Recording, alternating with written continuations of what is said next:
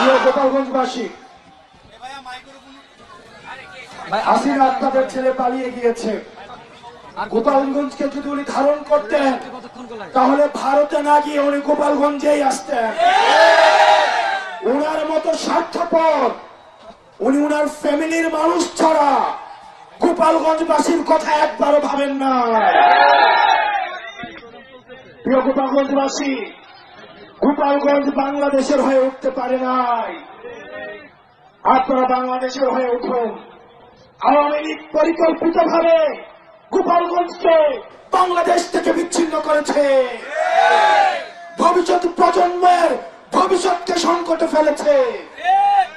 আমরা গোপালগঞ্জবাসীকে আশ্বস্ত করতে চাই, গোপালগঞ্জ বাংলাদেশের, ফেনীও বাংলাদেশের, বগুড়া বাংলাদেশের, বাংলাদেশ এই 64টি জেলার সমান অধিকারের জন্য লড়াই করবে।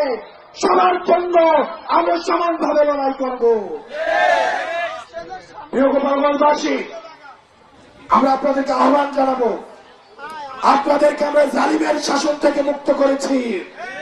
আমরা ইনসাফের বাংলাদেশ করার জন্য আপনাদেরকে সাথে নিয়ে আমরা একসাথে দায় দলের এবং ইনসাফের বাংলাদেশ গঠন করব।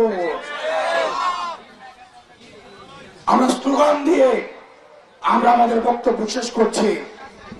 এই গোপালগঞ্জের মুজিববাদীদের মাটিতে দাঁড়িয়ে আমরা ঘোষণা করছি, ওই মুজিববাদের রাস্তাটা ভেঙে দাও, গুড়িয়ে দাও। মুজিববাদের রাস্তাটা ভেঙে দাও, গুড়িয়ে দাও। ইনকিলাব, ইনকিলাব, জিন্দাবাদ, জিন্দাবাদ। মুজিববাদ, মুজিববাদ, মুর্দাবাদ, মুর্দাবাদ। মুর্দাবাদ, মুর্দাবাদ। মুজিববাদ, মুজিববাদ। মুজিববাদ, মুজিববাদ। মুর্দাবাদ, মুর্দাবাদ। ইনকিলাব, ইনকিলাব, জিন্দাবাদ, জিন্দাবাদ। কোথায় কোথায় বাংলা ছাড়, বাংলা কি তোর বাপদাদা?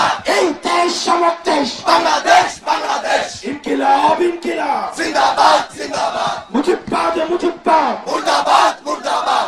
এনসিপি, এনসিপি, জিন্দাবাদ, জিন্দাবাদ।